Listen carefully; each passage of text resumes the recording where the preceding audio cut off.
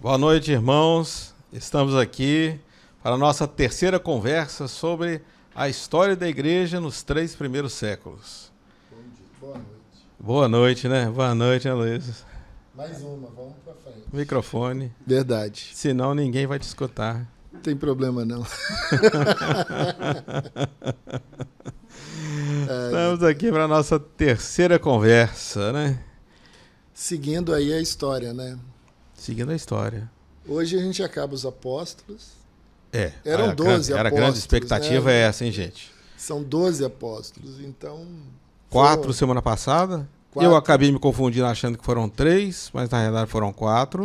Paulo a gente botou já no... Paulo e Pedro falamos juntos. Falamos juntos. Falamos juntos. E agora, na verdade, a história que é contada dos outros apóstolos mais restantes são muito poucas histórias, né? Tem algumas coisas interessantes. Tem né? algumas coisinhas, mas pouco material, na verdade, pouco registro do que verdade, aconteceu. isso é verdade. Né? Mas é um caso até de se estudar, de se pensar sobre o que aconteceu. O mapa, eu acho que é sempre importante a gente estar lembrando do mapa para mostrar que o Ocidente, né, o Pedro e Paulo, que foi aqui para Roma, que está aqui atrás de mim, É verdade. né, eles contaram mais a história. Tá. E a história do Oriente, que veio lá para o outro lado, ela é muito pouco contada. Muito pouco. E é uma pena, porque talvez a arqueologia, se tivesse tido mais oportunidade de atuar nesses países, talvez a gente tivesse descoberto mais coisas. Com certeza. Porque um dos registros que a gente vai comentar aqui é em Édessa, do rei, que existiam registros da presença do apóstolo e que se perdeu. Então, a gente fala é dessa ou é dessa? Rapaz, eu falo o seguinte, depende de onde você está e do dia que você amanheceu. Porque, na verdade, Édessa fica bem aqui em cima. Aí, aqui, tá aí, né? É uma região conturbada, né? Até hoje. Iraque, Irã, esse pessoal que vive arranjando conflitos. E eu acredito piamente que a gente perdeu muita coisa, muita história nessas confusões todas.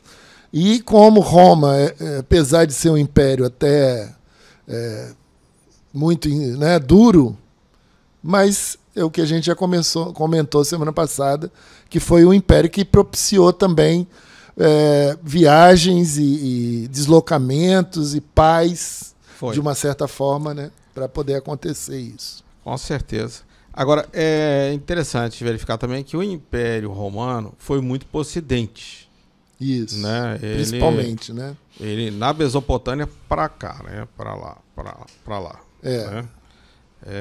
Então, assim, no Oriente, não tinha as facilidades que tinha no Império Romano em termos de estradas, em termos já naquela época, certamente.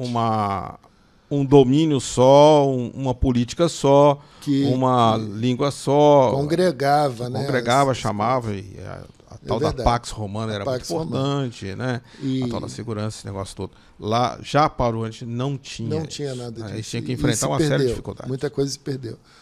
Né? Então, faz parte da história, é uma coisa que, né, acontece e fica registro do que é possível, né? Com certeza. Vamos lá começar o nosso primeiro apóstolo de hoje, né? De hoje. João, apóstolo João. Vamos ver o que nós conseguimos saber do apóstolo João. Interessante só dizer que ele acabou sendo cunhado com o apóstolo do amor, né? O mais novo era um apóstolo jovem. Sim, mais novo. Irmão de Tiago. Irmão de Tiago. Irmão de Tiago, importante. E muito, muito sensível, né? Todo o relacionamento dele com Jesus e tudo mais, né? Foi um relacionamento especial, certamente. Né? Ele era parte daquele trio, né? Que sempre estava muito próximo de Jesus. Né? Tiago, João e Pedro. Tiago, João e Pedro era unanimidade. Aquela coisa ali que nós já vimos que Tiago já morreu. Tiago foi o primeiro, inclusive, Tiago foi o primeiro. registrado na Bíblia, né? No Novo Testamento, Isso. em Atos. João, a questão, assim, todos nós, quase que ponto pacífico que João morreu em Patmos, exilado. E foi o único apóstolo que morreu de morte morrida, vamos chamar assim, né? Brincando. Que ele, todos os outros tiveram uma morte violenta, tiveram mortes não de perseguição, né, por causa da pregação deles. E João, de uma certa forma, também, né, talvez tenha sido até premiado, mas foi exilado. Exilado de uma forma completamente isolada. Não é só um exílio em outro lugar. É num lugar completamente isolado do mundo. A ilha de Patmos era um negócio afastado que não tinha nada, né, gente? Não tinha, era uma ilha. Era uma ilha, né, rochosa. Exatamente. De muita pedra, as ondas batiam lá fortemente. Então, assim, era um final de vida solitário. Eu acho que tem lá algum memorial lá.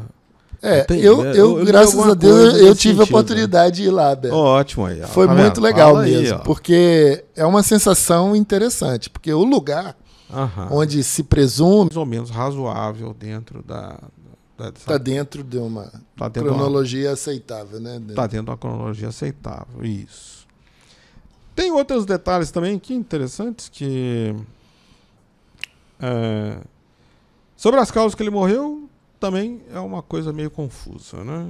Tem desde causas naturais, que são assim, muito rejeitadas, não são muito aceitas, até que ele foi decapitado, que ele foi apedrejado até a morte, que ele foi crucificado de cabeça para baixo. Temos de tudo um pouco. Todas essas possibilidades eram muito plausíveis, né? Porque eram as maneiras que se matavam as pessoas, né? E a decapitação era também uma coisa comum. Quando você queria fazer uma propaganda daquela execução. Isso. Né? Até a Revolução Francesa, depois, aconteceu a guilhotina, justamente que era a hora que o povo ia ao delírio, né? Então, todo esse tipo, a crucificação era uma exposição. São mortes plausíveis, possibilidades, né? Que a gente também não tem uma certeza. Eu gostei, assim, preferia a ideia do Livro dos Mártires do Fox, né? Do John Fox. Sofreu martírio em Heliópolis, na Frígia, ali, né? Na cidade de Heliópolis. Aqui embaixo. E aí, assim, ele coloca que ele foi açoitado, jogado na prisão, depois crucificado. E a data 54 fica uma data mais adequada. Mais razoável, né? Morto também, né? Por causa da pregação. Morto por causa do anúncio e ensino do Evangelho do nosso Senhor Jesus Cristo. Exato. Em frente. Natanael ou Bartolomeu? Quem é? Quem nós vamos falar? Né? Eu gosto do Bartolomeu. Gosta do Bartolomeu? Eu gosto do Bartolomeu. E quem será o Natanael? Natanael. O Evangelho de João que cita Natanael. Os evangelhos sinóticos, né? Ficam com Bartolomeu. Os sinóticos, né? Mateus, Marcos e Lucas. Tem a mesma visão. Sinóticos, mesma visão. Eles citam Bartolomeu. E João cita Natanael. A gente até especulou, né? Seria Natanael, Bartolomeu? Seria isso? Seria um sobrenome, não, né? Não existe esse vínculo, né? Relatado na Bíblia e tal. Mas eu fico com Bartolomeu até por causa da indicação do nome dele. É verdade. É interessante isso. Hoje em dia, né, você tem o Zit, né? Eu vou citar do tênis, infelizmente. O meu exemplo é Djokovic. Djokovic é filho de Djoko, lá do negócio. Né? A terminação do nome é a indicação da família dele. Certo. E o Bartolomeu, Bar significa filho, né? Filho de Tomeu. Que eles fazem. Então tinha muito, isso era muito comum na época para fazer uma referência, né, ao pai, né, da pessoa. Filho de Tomai, né? Filho de... Tomai. Aí você teria que ir no grego, lá no hebraico, coisa assim, para poder achar a raiz certa. Mas é só esse comentário que eu acho interessante a gente saber. Bar é filho de, né? Então, filho de Tomai. Filho de Tomai, dependendo da de como... Interessante, gostei de Bartolomeu. Pronto. Natanael, a gente não tem referência nenhuma nisso aí.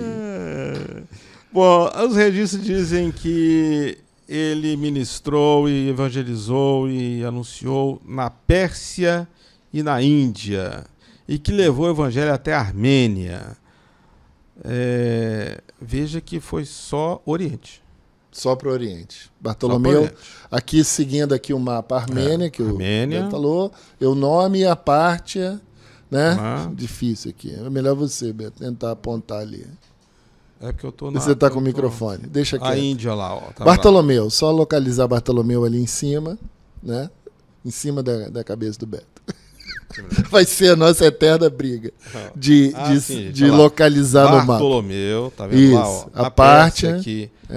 A Pérsia. A Pérsia, E a Índia. E a Índia e a Armênia. Ou seja, esse foi o muito provável a área de atuação, né? A gente pode chamar isso. A área de atuação de Bartolomeu, como de Tomé e Mateus. Mateus foi mais eclético, ele foi para o Egito e Etiópia. Mas Bartolomeu, você vê que ele, a tradição dele toda leva ele para o Oriente, né? Até a Índia, a Pérsia principalmente, esse registro que a gente tem. Como ele morreu também é uma dificuldade. Também é outra dificuldade. É outra incógnita histórica. Outra incógnita. Tem desde que ele foi amarrado num saco e lançado no mar. Essa é uma tradição também boa. Né? Tem essa tradição. Tem outra tradição dizendo que ele foi crucificado, né?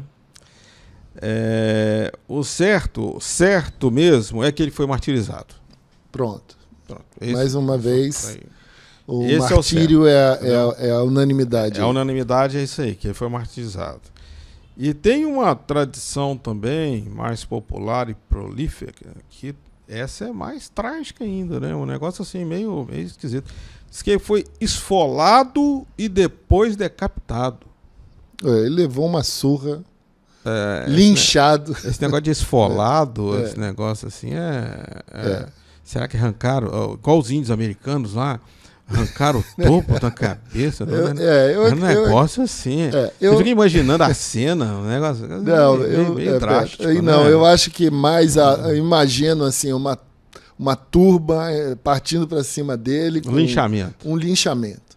Eu acho que o pessoal perdia a paciência com a pregação dos apóstolos, com a pregação dos cristãos. E eles chegavam uma hora que aquele povo todo indignado partia para cima, né? E não só o linchamento, mas a decapitação seguida, né? Assim, já mataram o sujeito, ainda vai... Não, é a questão do show. Acabar os argumentos verbais, parte para os argumentos físicos. Paulo tentou muito argumento verbal, né? De argumentar, de ir lá para a Grécia, o lugar das grandes discussões, né?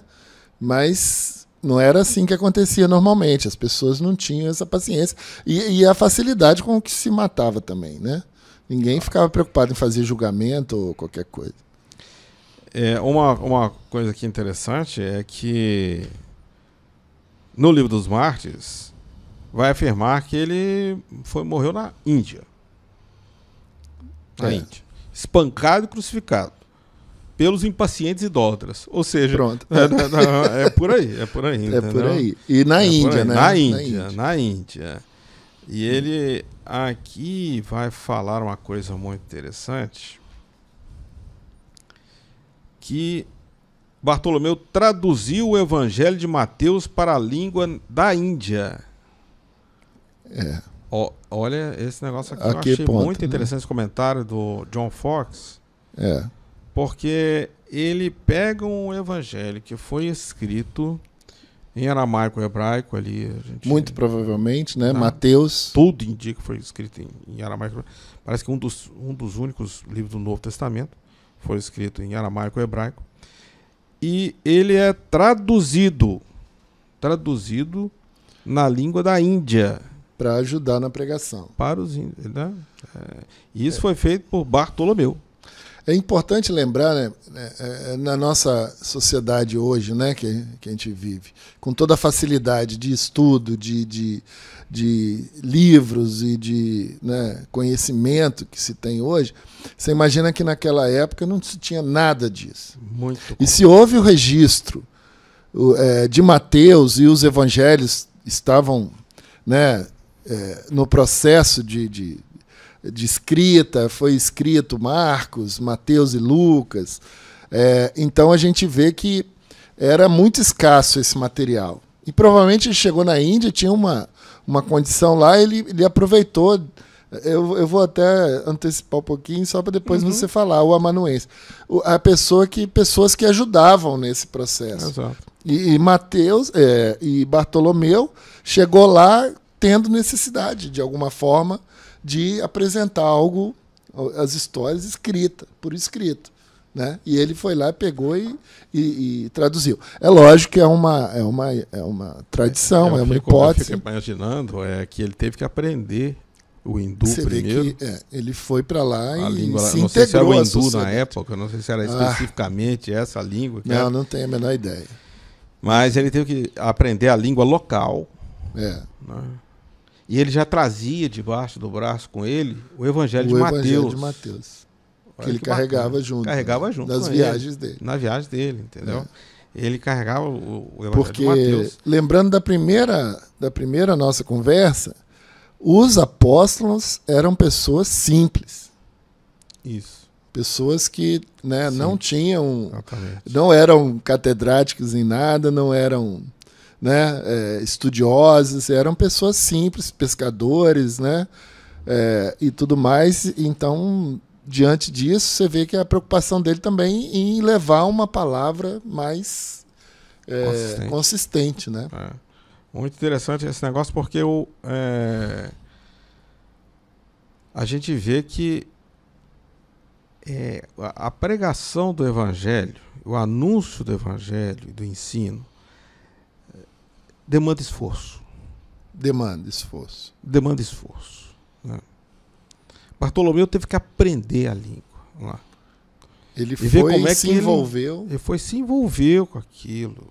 E traduz e vê a necessidade do povo ler aquilo. Né? De deixar uma obra. Porque ele também não fixou residência lá, muito provavelmente.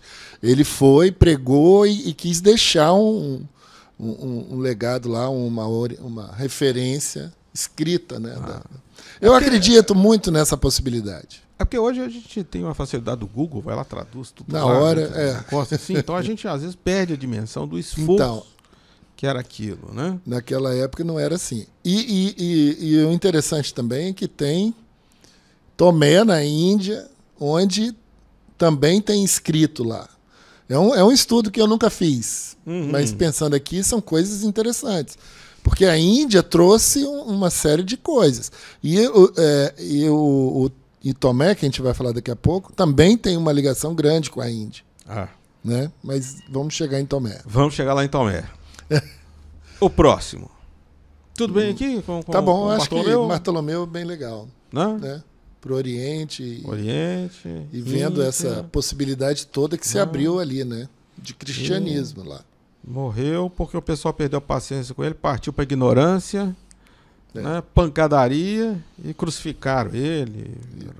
Alguma coisa desse tipo. Normal, né? Muito bem, agora vamos falar de Mateus.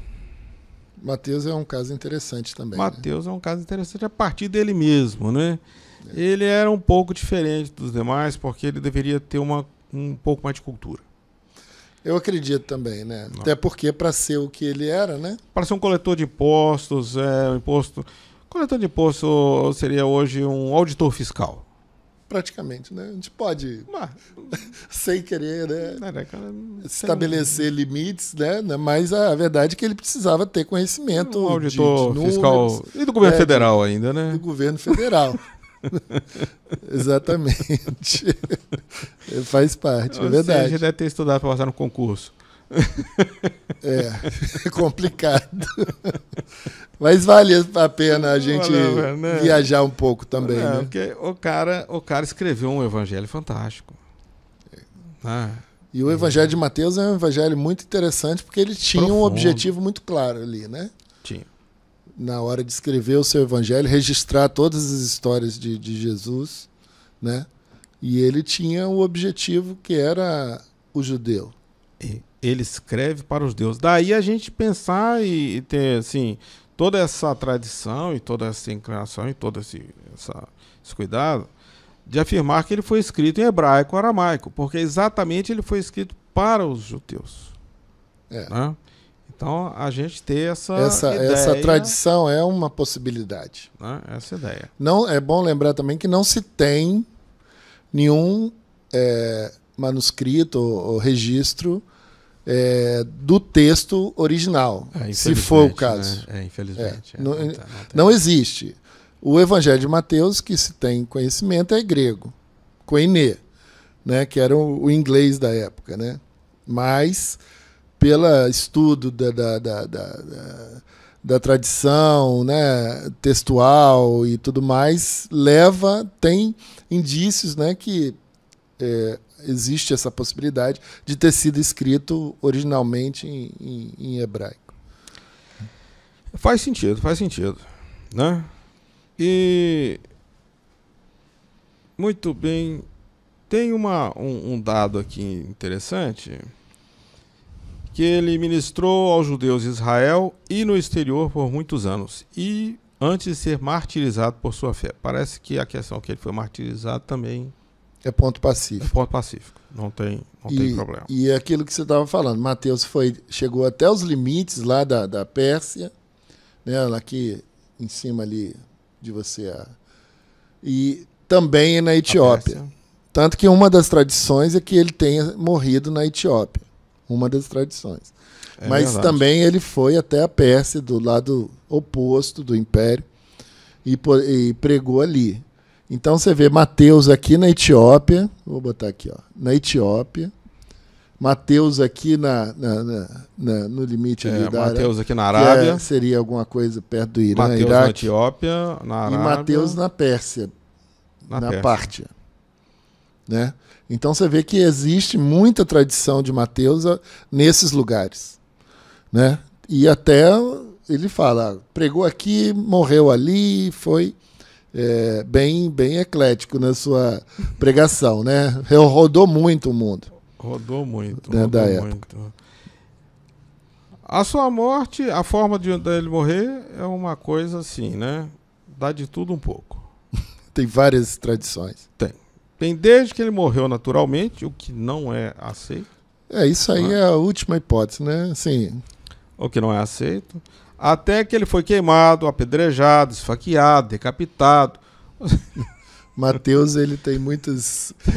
justamente... sortido, a gente vai estudando e vai se situando nesse mundo antigo e pelas tradições. Como ele andou por uma região extensa, né? Desde a Pérsia até a Etiópia ali, cruzando. Então você vê que faz sentido isso, porque o que acontece? Onde ele passava, as coisas iam acontecendo. E Mateus passava e ia embora, e daqui a pouco, Mateus morreu lá, não sei aonde, ou Mateus morreu assim ou assado. E por essas viagens todas de Mateus para o Oriente ali, para o Sul, para a Etiópia até, você vê que é coerente com a coisa. Porque você vê que as pessoas foram criando histórias em torno da passagem de Mateus por esses lugares. Entendeu? Aliás, esses detalhes, essas minúcias, essas migalhas que vão fazendo a gente caminhar, construindo, né? Fazendo a gente caminhar, igual um cão farejador, a gente vai indo atrás, tentando entender o que aconteceu, porque é fácil falar do Império Romano, porque tem muito registro, muita coisa, Pedro, Paulo lá para Roma e tudo mais, e aí a gente vai vendo essas migalhas, igual você falou bem, porque é o que a gente tem. São migalhas que a gente vai recolhendo e tentando montar um certo quebra-cabeça, e tem todo sentido. E por Oriente é assim, né? Tem todo sentido. Ou seja, ali, gente, deixa eu sair aqui um pouquinho aqui, ó. Pártida e Pérsia, tá vendo ali, ó? Ali que foi o local que Mateus passou. O livro dos Mártires vai dizer que ele foi morto. Existe uma tradição que ele foi morto na cidade de Nadaba por volta dos anos 60 com uma alabarda. Não basta só os lugares, né? Tem que ter uma ferramenta. Uma ferramenta própria, né? Uma arma. Essa alabarda é uma lança com uma espada, com uma vaca, com uma coisa tudo meio junto, né? Era uma ferramenta de guerra que eles tinham. Que tinha uns, vamos supor, né? Pregos nas pontas, assim, algumas coisas, coisas pontiagudas, onde ele. Eu consegui ver umas assim, mas era do século XIV, século XVI, tal. Sem já chance. Acho que modificadas, né? Com certeza, aperfeiçoado. Mas provavelmente, se foi por isso aí, ele foi decapitado, né? O fim, certamente, né? De Mateus. De Mateus. E o último dado aqui, que eu achei muito interessante da gente comentar, embora a gente vai voltar nisso quando tratar isso de foi Tiago. Na Etiópia, né, Mateus? Essa tradição que você leu, que você viu aí, na Etiópia. Na Etiópia, isso mesmo. Na Etiópia.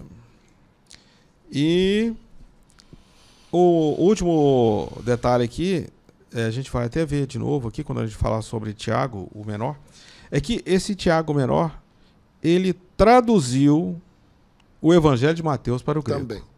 Para o grego. Aí ele que foi Ele que traduziu pela para tradição, né, gente? A gente está falando sempre de tradição, de registros que estão ao longo da história, feitos, né? E esse é um das possibilidades. Grego. Que ele finalmente traduz o Evangelho para o grego. É interessante essa história, né?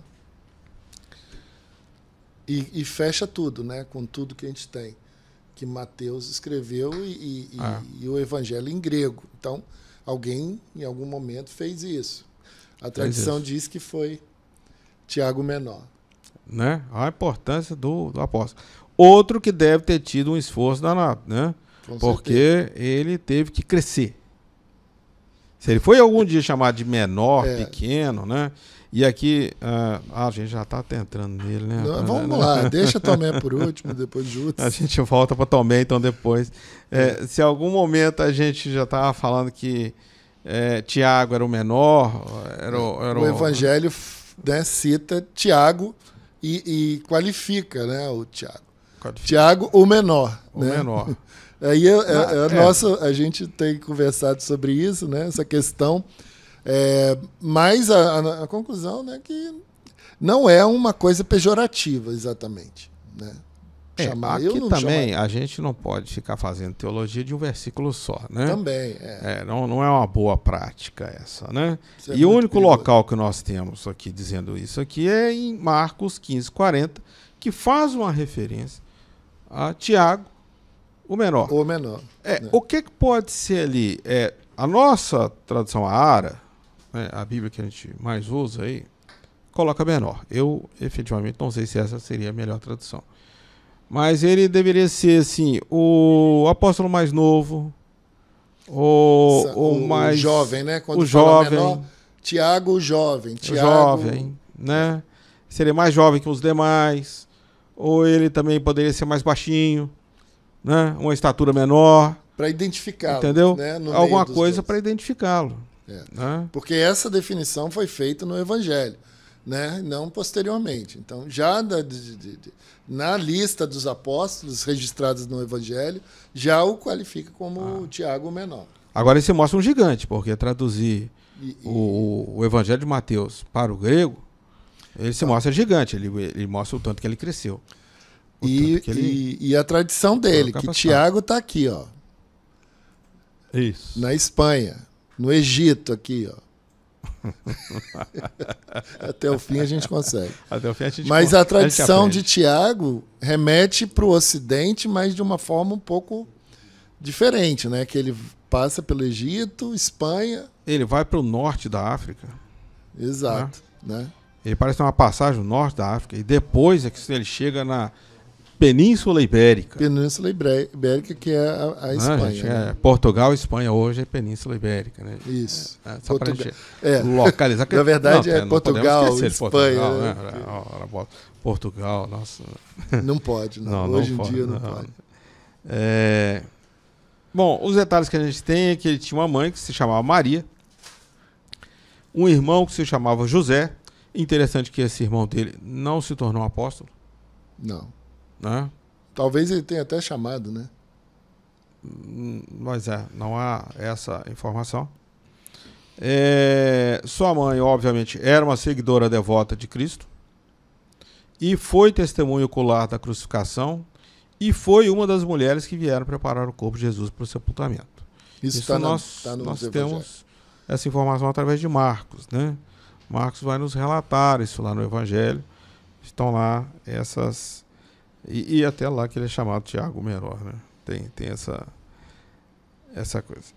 Há também uma certa confusão na história, misturando Tiago com o irmão de Jesus, que era Tiago. Tiago, o apóstolo, com o Tiago, irmão de Jesus. Eu não vejo muito sentido em misturar isso, não, porque Tiago, irmão de Jesus, claramente teve o seu ministério localizado em Jerusalém. E provavelmente deram o cabo dele, foi ali em Jerusalém também. Em Jerusalém. Né? Porque eles suportaram mais muito tempo Tiago lá. Mas um fato que deve pesar, e isso ao longo da história, é que Tiago era um nome muito comum. Então, Tiago Petrolar, há pouco tempo descobriram um túmulo grande, um túmulo com inscrições relatando Tiago, irmão de Jesus. Né? E Jesus também não era um nome único. Né? Também não era um nome único, não. Então, são coisas que são difíceis você falar assim, tinha um Tiago, né? Tinha um Jesus, e isso tudo confunde ao longo da história, porque são Tiagos que acabaram se destacando. E aí, em algum momento, talvez houve essa confusão. Tudo indica que ele pregou no Egito, né? Foi muito lá no Egito, depois chega até a Espanha, mas tem uma tradição aqui que ele diz que ele foi crucificado na cidade de Ostracaine. Provavelmente deve ser no Egito isso. Né? Já na África, né? Na África. Pois é, a tradição é essa. Martirizado. Martirizado, mais um, né? Martirizado, isso aí, sem dúvida. Sem dúvida. Tem algumas outras condições aqui, mas acho que não seria nem o caso de levantar essa... porque aí são tradições muito fracas, né? São perto do que se tem em torno. Então você pega 10 tradições, 8 falam mais ou menos a mesma coisa, um caminho lógico de Tiago, seguindo até a Península Ibérica, e outras que fogem. Tem uma tradição que chega na peça. Então fica difícil para a gente poder acomodar esse deslocamento, porque né, como o próprio André tinha a questão do Reino Unido lá, né? O Reino Unido, Então, André é padroeiro da Rússia e também tem uma tradição no Reino Unido, porque ele teria chegado até aqui e vindo de lá, né? Numa região talvez mais complicada de se locomover. São tradições difíceis de ser acomodadas, né? E tem algumas questões também sobre a própria pessoa dele, mas aí já não está no campo da superstição. Não é especulação, né? Virou superstição, especulação. Já não... Acho que não vale. O fato é esse. Há uma tradição grande de Tiago na Península Ibérica. Eu acho que isso é interessante. Mais uma vez, nós colocamos ali dispersão dos apóstolos pelo mundo, Mateus 28, 19 e Marcos 16, 19. Você vê que eles... o objetivo deles era cumprir isso, levar o evangelho a todo lugar. E isso eles fizeram e está registrado de alguma forma, né? Com mais ou menos tradição, mas registrado. Que eles foram desde a Pérsia, a Índia, até o Reino Unido, né? Mais do que a Península Ibérica, que existe tradição. É verdade. Bom, vamos voltar lá em Tomé? Tomé é um dos que eu gosto de Tomé também. Tomé é importante. É porque nós acabamos ligando, né? Fazendo a junção. Fazendo a ligação aí de Mateus com Tiago por conta dessa tradução. Agora a gente de volta para Tomé. Tomé é o cara que a gente tem assim, uma tradução muito forte que ele levou o evangelho até a Índia. Até a Índia. Isso aí, né? é a maior tradição. Atrás de mim ali, gente, ali, a Índia ali. Aquela seta amarela até a Índia ali, olha. E com o nome de Tomé. Ele andou, hein?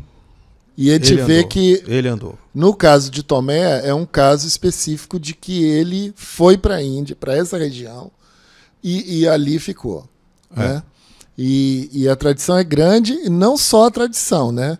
Mas lá na Índia tem até uma referência do lugar onde ele foi sepultado. É interessante isso. Eu tenho aqui diz que existe até hoje uma pequena colina perto do aeroporto de Chennai, Madras, na Índia, onde Tomé teria sido enterrado. Né? Pois seja, tradição tem um memorial forte dele lá, né? É uma coisa forte, né? De ligação do apóstolo com essa região, com a Índia. Dificilmente isso existiria se ele não tivesse pisado lá, né? Exatamente. Não faria sentido nenhum. Não fazia sentido. Ter uma tradição dessa. E Tomé, né? É um apóstolo que duvidou, né? Não que ele tenha duvidado, ele falou assim, eu quero ver, ué. Né? Já que tá assim, eu quero ver. E ele foi lá e botou a mão. Do cara, né? E aí, ele botou a mão aonde, Beto? Na ferida de Jesus pela lança. Isso. Então, a tradição de Tomé, aliás, o relato bíblico é que ele queria ver que Jesus tinha ressuscitado e queria ver a marca que ele tinha, né, da lança que foi cravada em Jesus na cruz para precipitar a morte de Jesus. E depois na Índia o que acontece? Né? A tradição diz que Tomé foi morto por uma lança, né? Fazendo uma referência assim. Enfim, dos poucos em que nós sabemos, assim, existe uma certa unanimidade sobre como ele morreu, né? Como ele morreu. Porque os outros são uma confusão. É a tradição, né? Que ele morreu né? por uma lança, né? Exatamente. Da mesma forma que ele foi lá, viu Jesus. Então, morreu atravessado com uma lança. E a história, justamente que ele talvez tinha contado e contava e repetia, e o pessoal fala, então tá bom, já que você é assim, a gente vai coroar você com a morte. Ele deve ter contado essa história para muita gente. Ele deve, com certeza. Porque isso era testemunho ocular de Jesus Cristo. Ele era aquele testemunho que andou para ele. Tudo que ele fez lá em termos assim de questionamento ao mestre. Pois é. Ele deve ter pontuado isso com muita clareza. Pois é. No fim, era uma coisa assim que ele mesmo, né? Assim, puxa vida, eu fiz aquilo, mas o meu mestre ressuscitou, né? E partiu. Eu só queria fazer uma observação, Beto, que eu acho que eu perdi, mas vale para esse. Uhum. Sobre a questão de evangelhos, de escritos apócrifos. Eu acho uma questão importante porque também eles dão uma luz em muita coisa. É lógico que a gente tem que ter muita tranquilidade, muita ciência do que a gente está vendo. Então, existem muitos evangelhos apócrifos, Atos dos Apóstolos apócrifos, Atos de André, por exemplo, né? Onde você tem escritos posteriores, apócrifos, quer dizer isso, né? Escritos posteriormente à época que relatada nele. Então, nós temos muitos escritos nesse sentido. E um dos escritos que revolucionou aí a teologia e a investigação arqueológica e tudo mais foi o Evangelho de Tomé. O Evangelho de Tomé é um escrito apócrifo, resguardado, mas muito antigo. Foi datado de uma época muito antiga. Ou seja, uma época que provavelmente quando ele estava na Índia, por isso que existe a questão, né? E impactou muito o mundo aí, né? O mundo gosta muito de coisas que acontecem agora, porque dão luz a muitas questões que se tem, né, ao longo da história, principalmente história bíblica. E o Evangelho de Tomé foi um. Nós temos, quando eu falo disso, eu falo de descoberta de manuscritos. Esse livro é Atos de Tomé ou Evangelho de Tomé? Pois é, eu estou falando especificamente do Evangelho de Tomé. Evangelho de Tomé. Mas os Atos de Tomé tem também existem. existem. De Tomé também. Tem. Né? Atos de André, Atos de Pedro. Tem vários escritos apócrifos, né? É bom lembrar que são escritos que a igreja, no seu decorrer da história, foram eliminados por serem apócrifos, por serem inventados, muitas histórias inventadas, né? E finalmente fechou o cânon do Novo Testamento, principalmente, né? Quando eles tinham isso avaliado. Todo ao longo desses 3 séculos também, o cânon do Novo Testamento ele foi consolidado e foi estabelecido em 360, 370. Mas muitos escritos foram tirados e muitos entraram, e Apocalipse mesmo foi um dos últimos a entrarem no cânon, já no 4º século. Mas, assim, são livros que ajudam, às vezes, a ter alguma referência que eu acho justo a gente poder analisar. A Bíblia, lógico, ela tem toda uma história do cânon, né? Muito sólida, muito bem feita, muito bem evoluída ao longo desses 3, 4 séculos, né? Mas não tiro a curiosidade de se ler um livro apócrifo. Com certeza, isso nos dá também algumas dicas aqui, algumas pistas de onde andaram os apóstolos, de onde andou o Evangelho, de como ele andou pelo mundo, né? E dão algumas dicas. Tem muita coisa que a gente, claro, não considera. É lógico, quando você fala de história, né, das dicas, é uma coisa. Outra coisa é falar de teologia. Não, aí não, né? Gnosticismo, né, arianismo e tudo mais.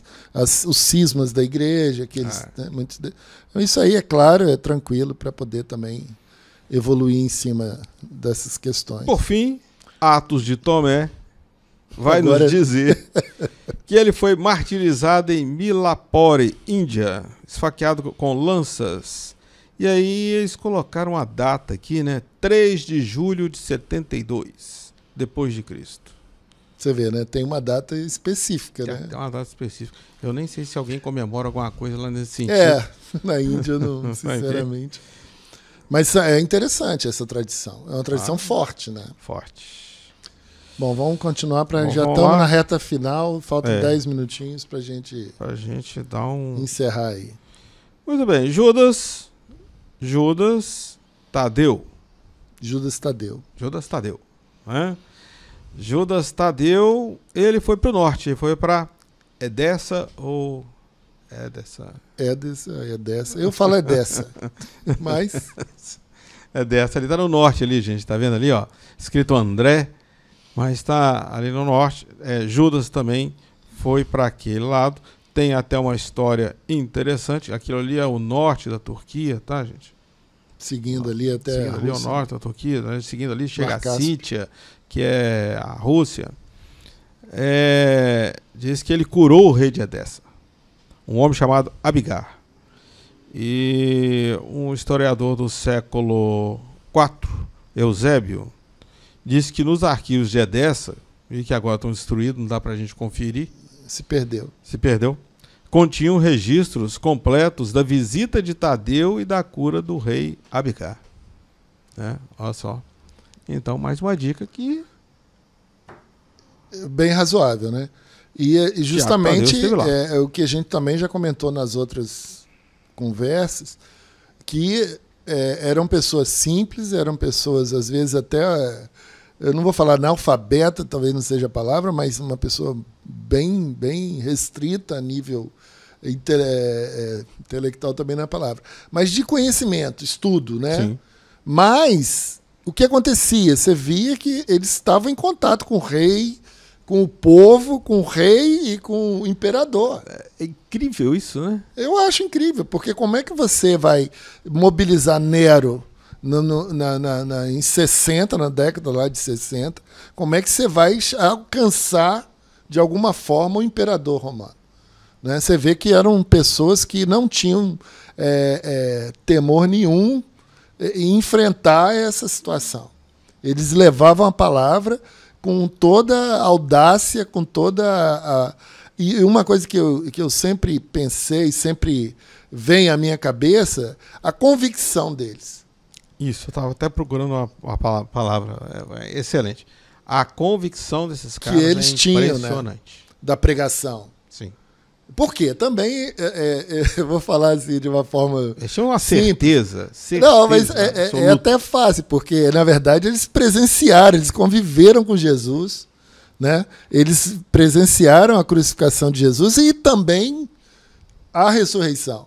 Então, eram pessoas que tinham uma convicção baseada no que eles mesmos viram e levaram. Eles não pestanejaram e levaram pelo mundo toda a pregação que eles aprenderam muito bem. Em 18 meses. Em 18 meses de convivência com Jesus, eles pegaram aquilo ali e levaram para o mundo inteiro.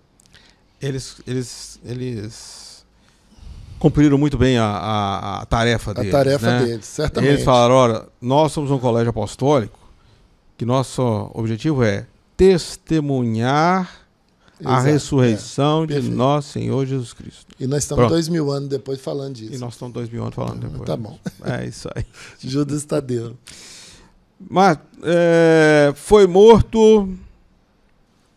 A tradução dele diz que foi morto, aí o Luiz vai me ajudar, porque a tradução do inglês para o português dá um negócio completamente diferente, né? Eu vou simplificar, porque é machado. Mas o machado não fica bem aplicado, né? Porque parece assim, mais um taco de golfe, um negócio assim. Club, né? Club. Então, assim, mas também o machado, tanto que a figurinha que a gente que tem registrada é um machado, mas é um taco, né? Uma arma, não é uma lança, mas sei lá, é difícil pra gente falar isso. Qual é o tipo de arma que tinha naquela época, que o inglês traduziu para club, né? Que é um taco, né? Qual era o tipo de arma que tinha naquela época que era usada, né? Mas certamente foi uma morte violenta, mais uma morte violenta. Mais uma morte violenta. O livro dos Mártires de Fox diz que Judas foi crucificado em Edessa no ano 72, depois de Cristo. Pois está dentro da cronologia esperada, né? Não tem mais nenhuma outra questão a ser colocada. Não, vamos lá. Matias... Simão Zelote, né? Simão Zelote é muito interessante, porque Simão é aquele cara tido como terrorista, né? Aquele negócio todo. Ele foi até Ilhas Britânicas. Simão Zelote. Zelote. Não economizou... Não economizou perna. No negócio. Ele foi chegou até os confins dos confins mesmo, porque as Ilhas Britânicas eram confins dos confins, né? Era além, né? Porque da Península Ibérica aqui era o Mar Atlântico, né? E ainda além disso ele subiu. A tradição diz que ele subiu até, né, as Ilhas Britânicas. Ponto pacífico é que ele foi morto por pregar o Evangelho. Teve. E Simão Zelote, né? Simão, que era o Zelote, terrorista. O terrorista, morto por pregar o Evangelho. Isso. Agora, com relação à sua morte, é uma confusão que vou te falar uma coisa. Tem um cara, né, Moisés de Chorene, no século V, diz que ele foi martirizado no reino da Península Ibérica, ou seja, na Espanha. Na Espanha. A lenda dourada, que é a de Goldland, diz que ele foi martirizado na Pérsia, em 65. Olha a distância, nós estamos aqui, na Espanha, depois na Pérsia. O negócio vai de um lado para o outro, né? Sim. Mais uma vez, né, a Lenda Dourada é um livro escrito em 1200. 1200, né, dentro das possibilidades. Dentro das né? possibilidades. Então, alguma coisa lenta. Mais uma tradição que se tem. Os cristãos etíopes, esses aqui é que mais me deixaram assim pensativos, né? Porque eles disseram que acreditam que ele foi crucificado em Samaria. Ora, a Etiópia está aqui, gente. Aqui, ó, a Etiópia aqui, ó. Etiópia aqui, ó. Samaria está cá em cima aqui, ó. Por que os etíopes aqui vão falar que ele foi morto em Samaria? Né? Mas é aquilo que a gente comentou antes. Um negócio assim meio... É uma tradição, porque ele passou por muitos lugares. Né? Então gerou... eu só vou trocar o fundo agora de tela para a gente já ir para os finalmente, Beto. É verdade. E tá batendo a campainha. Pronto. No... Aqui a gente fez um resumo. É difícil, mas a gente, para quem quiser, a gente vai dar um jeito de disponibilizar esse material. Mas Tiago aqui, que está no meio aqui, e Simão, tá vendo? Aqui, ó, as tradições. Clubbed, tá, né? Tá em inglês, foi apedrejado, foi crucificado. Tiago, filho de Alfeu. Simão Zelote foi crucificado, foi cerrado, né? Ou até mesmo de idade avançada. Mateus, eu acho que é o campeão de audiência, porque rodou muito. Foi até queimado ele foi na história. Né? Sobre Mateus é uma confusão. Então a gente fez esse resumo, né? A gente pegou aí, compilamos isso tudo. E poucos tiveram uma unanimidade. Inclusive Paulo, né, que a gente já comentou semana passada, foi decapitado. Um ano depois, muito provavelmente, de Pedro, que foi crucificado de cabeça para baixo. Então, assim, eu acho que já deu aqui, né, a nossa... nosso horário, né? De horário e né? Falar dos apóstolos. Acho que a gente ia falar de Marcos, a gente pode ver, mas a gente só vai preparar porque ainda temos semana que vem a gente vai falar da destruição de Jerusalém, entre outras coisas. Isso. Cadê o outro fundo? Legal. Depois tem mais material para passar. O Jefferson está ajudando. Isso. E o outro fundo, que já vai permear os nossos próximos estudos, que os pais da igreja, que a gente chama os pais apostólicos, que os caras morreram. A nossa conclusão hoje, né, Beto? A gente pode ficar 3 minutinhos mais, que é justamente, morreu todo mundo, final do 1º século, João deve ter morrido em 98, a gente passou desde 60, década de 70. 98 nós estamos esticando bastante, né? João viveu muito, né? Vamos dizer. Mas morreu. Então, morreram os apóstolos que eram as testemunhas oculares do que aconteceu, da morte e ressurreição de Cristo. E aí, então, a gente vai começar a tratar das pessoas que vieram depois dele. Todo mundo morreu, e agora? Todo mundo morreu, e agora? E o pior de tudo, só deixando como é que chama? Teaser para a semana que vem. Jerusalém foi destruída, não sobrou nada. Nos anos 70. O único muro que sobrou da destruição de Jerusalém é aquele que está lá até hoje, que o pessoal faz as orações lá, o muro de Jerusalém. Foi a única coisa que sobrou, porque o templo de Jerusalém era gigante, era enorme, e foi destruído pelo Império Romano, porque a revolta dos judeus e os romanos chegaram lá e acabaram com tudo. Então, junto com a destruição de Jerusalém, a morte dos apóstolos, isso foi em 70, a morte dos apóstolos também, que já estava, a maioria já estava, né, nesse negócio.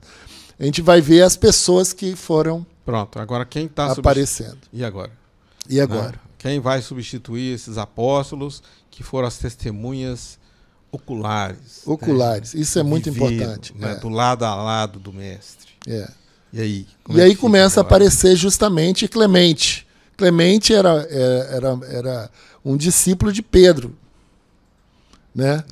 Policarpo, Inácio, provavelmente. Policarpo conviveu com João. Né? Então são essas pessoas que nós temos também já uns escritos mais aceitos, escritos de Inácio, escritos de Clemente, escritos de Policarpo. Então isso a gente vai ver daqui para frente. É isso aí. Tá bom? Até vamos orar. E vocês estão vendo que nós temos muita conversa aqui ainda, né?